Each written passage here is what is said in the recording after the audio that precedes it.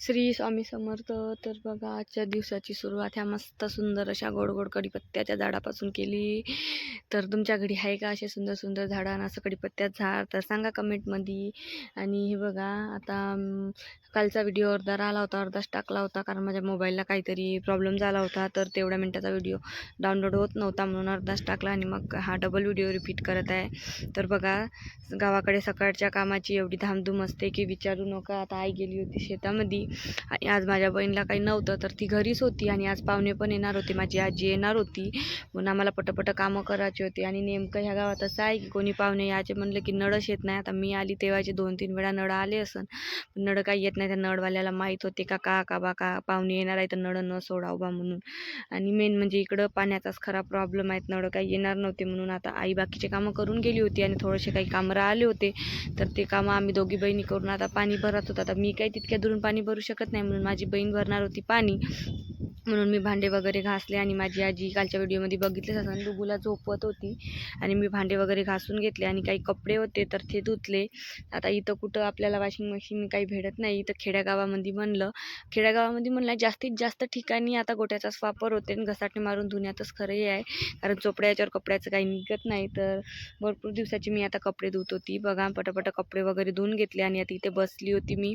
डुगू झोपून होता कारण माझी बहीण गेली होती पाणी आणायला. आता मी तिच्यासोबत तिकडे तर काही जाऊ शकत नव्हती पाणी आणायला दूर, पण घरात जवळून जेवढी मदत होईल तेवढी तिला करणार होती म्हणून मी तिथे दरवाजावर बसून होती की जशी ती मला जवळ आल्यास दिसली तशी मी पाणी आणण्यासाठी तिच्या जवळ जाईन. तर हे बघा, ते मला तिथपर्यंत आणून देत होती. भरपूर दुरून पाणी आणायला लागते तर तिथून ते मला आणून देत होती आणि मी तिथून बकेटा आणून घरामध्ये आणून टाकत होती, म्हणजे तेवढंच तिला हलकं जाईल बा म्हणून. कारण पाणी पण भरपूर लागते उन्हाळ्याचं आणि डुगूला पण लागते आणि याला पण लागते कूलरला पण. हे बघा, आणि मी तुम्हाला कधी तिकडे गेलीस तर कुठून आम्हाला पाणी आणायला लागतं त्याचा व्हिडिओ दाखवीनच. तर बघा, माझी बहीण अशी पाणी भरते, आम्ही सगळे पाणी वगैरे भरलं. त्याच्यानंतर दुपारी थोडासा आराम केला. माझ्या घरी पाहुणे येणार होते आजी, तर त्या पण आल्या होत्या, जेवण वगैरे झालं. आणि बघा, आता मी कालच्या व्हिडिओमध्ये सांगितलं होतं की मी डुग्गूसाठी हेडकॅप बोलवली तर ती मी लावून दाखवली बघा तुम्हाला व्हिडिओमध्ये. तर बघा, अशी मी त्याला हेडकॅप लावून दिली आणि बघा त्याचं असं चालू होतं. त्याला असं वाटत होतं की पाठीवर दप्तर घेतलं की काय, म्हणजे तो हलत म्हणजे तो वेगळाच रिॲक्शन मारत होता. बघा, त्याला जेव्हा आम्ही असं रिकामा तो लेटला की उठून जात होता, पण आज त्याला आम्ही असं लागते का म्हणून लेटून पाहत होतो. आमच्या साईडच्या काकू, माझी आजी, पण तो उठतच नव्हता कारण त्याला असं जड ओझं वाटत होतं. अजून त्याला त्याची सवयी नव्हती, पण आता हळूहळू पडन. पण खरंच हे खूप सेफ्टीची आहे, याने डोक्याला आणि पाठीला मार लागत नाही. बघा, त्याच्यानंतर आमच्या दुपारी थोडीशा अशी हाशी गमती मजाकी झाला आणि त्याच्यानंतर सायंकाळी आई बनवणार होती मुंगण्याच्या शेंगाची भाजी. आता आमच्या इथं काही फ्रीज नाही आणि ह्या शेंगा आणल्या होत्या बाजारातून, तर त्या पूर्ण अशा म्हणजे झाविल्यासारख्या होऊन गेल्या होत्या, पण त्याची भाजी खरंच चविष्ट लागते. तर आम्ही उकडून त्याची भाजी बनवली. आणि बघा, माझी आजी जी आली होती तर आमच्या घरी पाणी नव्हतं म्हणून ती माझ्या मामाच्या इथे आंघोळ करण्यासाठी गेली होती. आणि बघा, हा आमच्या गावचा बाजार आहे. तर 1-2 व्हिडिओमध्ये दाखवतो म्हटलं होतं, पण मी काही बाजारामध्ये गेले नाही आणि व्हिडिओ काही घेतला नाही. मी हा व्हिडिओ इनशॉटवरून डाउनलोड केला आणि तुम्हाला दाखवत आहे की असा आमचा गावचा मारवाडी बाजार भरतो. तर तुमच्या गावचा बाजार कसा भरतो आणि कोणत्या दिवशी भरतो तर ते पण कमेंटमध्ये सांगत जावा. आणि आपले व्हिडिओ आवडत असेल तर नेहमीच सांगते, लाईक करत जा, सबस्क्राईब करत जा, तरच आपल्याला पण व्हिडिओ बनवण्याची आणि टाकण्याची जास्त आवड येते. आणि आम्ही एवढ्या मेहनतीने व्हिडिओ बनवतो, पूर्ण दिवसाचा व्हिडिओ आम्ही 10-15 मिनटामध्ये किंवा 7-8 मिनटामध्ये बनवतो आणि तुमच्यासोबत शेअर करतो. तर बघा, असं होतं.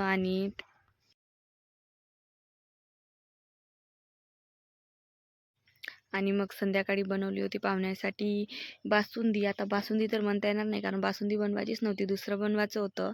तर अशी म्हणजे मला आईस्क्रीम टाईप काहीतरी बनवायचं होतं, पण ते वेगळंच झालं कारण जे पाहिजे ते मटेरियल काही आपल्याला हवं तसं सगळीकडेच भेटत नाही म्हणून हे आम्ही असं म्हणजे बासुंदीच बनवली असं समजा. आणि दूध आणलं होतं तर बासुंदी बनवून घेतली बघा. आणि घरच्या याचं दूध राहिलं की बासुंदी खरंच चांगली बनते, पॉकेटच्या याची बनत नाही. तर त्याची पूर्ण रेसिपी मी काही टाकली नाही, शॉर्टकटमध्ये टाकली. जशी बासुंदी आपण बनवतो तशीच बनेल. दुधाला 2-3 उकळ्या द्याल, त्याच्यामध्ये छान ठोकळ मुरमुरे, खोबरा किस, लवंग, विलायची टाकून आणि केळाचं कालवण टाकून छान अशी घट्ट बासुंदी बनवून घेतली. तशी मी जेवढं साहित्य सांगलं तेवढी साहित्य टाकून तुम्ही कधी बनवाल तर ती आईस्क्रीम टाईपच लागते, कारण त्याच्यामध्ये केळं बारीक करून टाकली की ती आईस्क्रीमचा त्याला चव येतो म्हणून. हे बघा, त्याच्यानंतर आम्ही कुठंतरी गेलो होतो फिरायला कारण घरी आम्हाला गमत नव्हतं, करमत नव्हतं म्हणून थोडासा फेरफटका मारण्यावर म्हणून आम्ही गेलो होतो इथं जवळच. तर हा व्ह्यू कुठचा आहे आणि काय आहे ते तुम्ही बघा. आणि कमेंटमध्ये सांगा. आणि याच्या पलीकडसुद्धा आपले चांगले चांगले आणि मस्त मस्त व्ह्यू येणार आहे. आणि व्हिडिओ येणार आहे, तर आपली व्हिडिओ बघत जा. आणि बघा छान मस्त असं पाणी वाहून राहिलं होतं आणि मस्त मोकळं वातावरण होतं. आणि बघा हा व्ह्यू आहे झुंजाईचा. बघा सगळे कामं झाले होते आणि आता फरच्या गॅस भांडे कुंडे सगळं गॅस वगैरे पुसपास झालं होतं. देवपूजा पण झाली होती. बघा तुम्हाला व्हिडिओमध्ये दाखवते. बघा माझ्या आईचं घरचं असं देवघर आहे. छान सर्व देवाच्या मूर्त्या सगळे देव आहे. आणि आता देवपूजा वगैरे सगळं झालं होतं. माझ्या बहिणीने देवपूजा केली होती. आता ते डुग्गूचं करून देत होती. आणि आता इथं माझी अंघोळ पण झाली होती. आणि आता माझे जे कपडे राहिले होते मी ते धुवून टाकले होते आणि ते आता इथं वाळू टाकत होती. आणि बघा एवढी हवा सुरू होती की विचारू नका. पण ह्या निंबा झाडामध्ये हवा सुरू असली का मस्त थंड वाटते, असं वाटते इथंच बसून राहावं खरं. पण जर हवा नसली तर इथं बसण्यात सुद्धा मन होत नाही, असं खूप उबल्यावानी होते, गरम होते. तर बघा मी अगोदर जे मगाशी कपडे धुतले होते ते वाढले होते ते आता घरामध्ये घेऊन जाणार होती आणि त्याच्या घड्या घालून ठेवणार होती. आणि आता माझे जे होते 1-2 कपडे आणि डुगूचे ते मी आता इथं वाळत टाकणार होती. आणि बघा कसं मोकळं वातावरण आहे. बघा तुम्हाला व्हिडिओमध्ये दिसेल कशी जोराजोरात हवा सुरू आहे. आणि अशा वातावरणामध्ये हवा पाणी सगळं आपल्याला म्हणजे मस्त आनंद घेता येते. नाही तर आपल्या क्वार्टरवरती म्हणलं तर काहीच तसा हे दिसत नाही. घरात राहणे, दरवाजे लावणे एवढंच असतं. आणि बघा त्याच्यानंतर सर्व कामं झाले, आमचे जेवण वगैरे झाले आणि आता आम्ही आराम करणार होतो. तेवढ्यातच माझ्या बहिणीची मैत्रीण आली होती तिच्याकडे ड्रेस शिवायला टाकण्यासाठी शाळेचा. तर बघा इथे तिथं माप घेत होती तिच्या ड्रेसचं आणि त्यांचं बोलणं चालू होतं. आणि डुगूच्या अशा काहीशा त्यांच्याकडे बघून बघून मस्त्या सुरू होत्या. त्याला कोणीही घरी आलं की असं वाटतं घेऊनच जावं.